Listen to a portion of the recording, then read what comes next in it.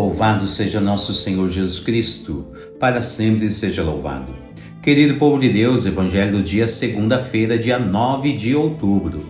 O Senhor esteja convosco, Ele está no meio de nós. Proclamação do Evangelho de Jesus Cristo segundo São Lucas. Glória a vós, Senhor.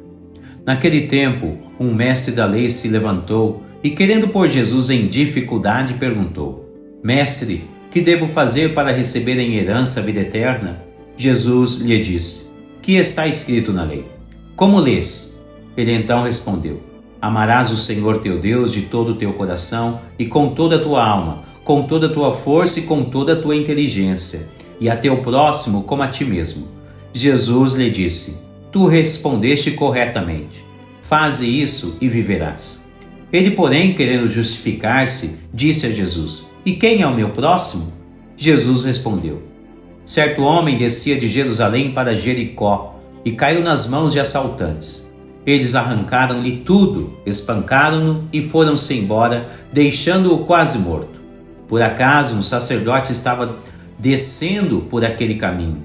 Quando viu o homem, seguiu adiante pelo outro lado. O mesmo aconteceu com um levita. Chegou ao lugar, viu o homem e seguiu adiante pelo outro lado. Mas um samaritano que estava viajando chegou perto dele, viu e sentiu compaixão. Aproximou-se dele e fez curativos, derramando óleo e vinho nas feridas. Depois colocou o homem em seu próprio animal e levou-o a uma pensão, onde cuidou dele. No dia seguinte, pegou 2 moedas de prata e entregou-as ao dono da pensão, recomendando: Toma conta dele. Quando eu voltar, vou pagar o que tiveres gasto a mais. E Jesus perguntou: Na tua opinião, qual dos 3 foi o próximo do homem que caiu nas mãos dos assaltantes? Ele respondeu: Aquele que usou de misericórdia para com ele. Então Jesus lhe disse: Vai e faze a mesma coisa. Palavra da salvação. Glória a vós, Senhor. Querido povo de Deus, o quadro litúrgico de hoje parece nos encaixar em nossas vidas perfeitamente.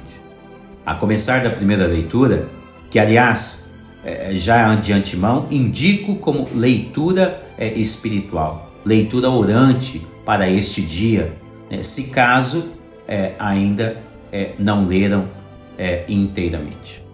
Bom, de modo geral, a vida do profeta Jonas, que está citado na primeira leitura, é muito semelhante com a nossa vida. A leitura indica que Jonas fugiu de Deus. Isto não seria estranho, uma pessoa fugir de Deus? Nós bem sabemos que na tradição bíblica se diz assim, de um modo geral: o diabo foge da cruz. Quem é que está na cruz? É Jesus, que é o próprio Deus. Então fica estranho se um ser humano fugir da presença de Deus. Ainda mais sabendo que Deus é aquele que tudo pode realizar. E aí, nesse interim, nós sabemos que Deus, ele chama um filho seu a ser uma fonte de bênção na vida de outras pessoas, como, por exemplo, é o caso de Jonas na primeira leitura de hoje. E acontece que quando Deus chama ele, ele simplesmente foge. O Senhor está chamando ele para anunciar a conversão na cidade de Nínive, o que poderá mudar radicalmente a conduta de toda aquela cidade. Jonas tenta fugir desta missão gloriosa, que, aliás, ajudará a vida de muitas outras pessoas que podem ser salvas pela palavra que ele irá anunciar naquela cidade. O que você faria no lugar deste profeta? Seja qual for a sua resposta aí do outro lado, ainda estamos todos nós em tempo.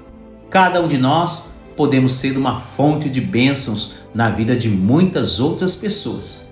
E olha, não é muito difícil pensar desta maneira. Basta ouvir o que o Senhor tem a nos dizer e replicar, multiplicar por aí afora tudo aquilo que Deus nos pede. Obviamente, não de qualquer forma, não de qualquer jeito, mas de uma maneira articulada, pensada, confiante, com muita fé e com muita oração. Esses são alguns requisitos básicos a fim de que a mensagem que cada um de nós, todos nós como igreja, cada mensagem que nós enviemos uns aos outros chegue em sua plenitude e com toda a sua eficácia. E assim, quem sabe, quem a recebê-la terá uma chance de mudar as atitudes inconvenientes de sua vida. Não pense que isso é difícil. Não, não é. Pensar assim é coisa de cristão que ainda não aprendeu que Deus tudo pode realizar. A leitura diz que, após muita luta, Jonas foi anunciar a conversão em Nínive. E o desenrolar, dessa história belíssima, nós veremos agora nos próximos dias, conforme a nossa meditação. Hoje, por enquanto, só vai até aí a primeira leitura. Então, note que, por vezes, nem imaginamos o quanto outra pessoa pode precisar e estar esperando o nosso auxílio, mesmo que seja frágil, mas é precioso, segundo a ótica de Deus. Algo muito próximo a isso ocorre no Evangelho de hoje, quando Jesus conta-nos a parábola do bom samaritano. Uma pessoa foi assaltada e espancada por assaltantes. Alguns sacerdotes e outros levitas passaram perto e nem se preocuparam em ajudar aquele pobre homem. Entretanto, Deus enviou um bom samaritano que o viu e o ajudou com tudo que tinha à sua disposição, com tipos de remédios, ungüentos e também com suas finanças pessoais. Por vezes, nem imaginamos que vidas de outras pessoas podem ser salvas com o mínimo que nós oferecemos de auxílio. Não devemos negar a caridade, seja de evangelizar, como o profeta Jonas, na primeira leitura, ou mesmo negar ajuda, como os sacerdotes e levitas, de coração duro, negaram aquele homem que estava quase morrendo.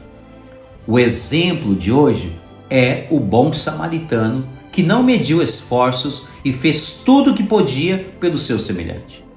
Às vezes, coloco como ponto de reflexão o seguinte pensamento: em qual posição nós gostaríamos de estar sempre? Na posição de poder ajudar outra pessoa ou na posição de ser uma pessoa ajudada pelas outras pessoas? Penso que todos sempre gostariam de estar na posição de ajudar do que na posição de ser uma pessoa ajudada para esta ou aquela necessidade pessoal.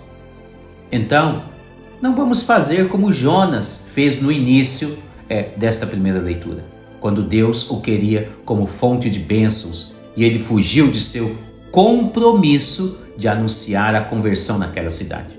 Também não sejamos como aqueles sacerdotes e levitas que perceberam a necessidade de seu semelhante e viraram as costas para aquela ocasião.